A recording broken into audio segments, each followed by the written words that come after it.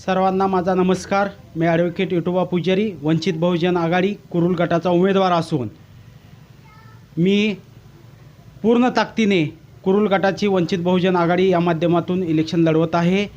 मी कुठल्याही पक्षाला अधिकृत पाठिंबा दिला नाही। भूल थापाला बळी पडू नका, अफवांना बळी पडू नका। आज विरोधक हे कुठल्या पण स्तराला जाऊ शकतात। आज निवडणूक लढवत असताना समोर एक कारखानदार आहे आणि एक जिल्हा अध्यक्ष उमेश पाटील आहेत।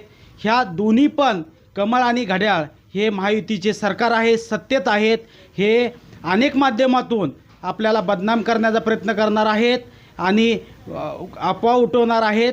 त्यामुळे एवढंच या माध्यमातून सांगतो की मी ॲडव्होकेट विठोबा पुजारी, वंचित बहुजन आघाडी, माझं चिन्ह आहे गॅस सिलेंडर।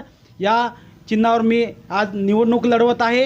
आज माझ्या प्रत्येक गावामध्ये बूथ यंत्रणा सज्ज आहे।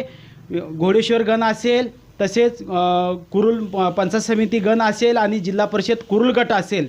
या ठिकाणी 15 गावामध्ये पूर्ण बूथ यंत्रणा सज्ज आहे।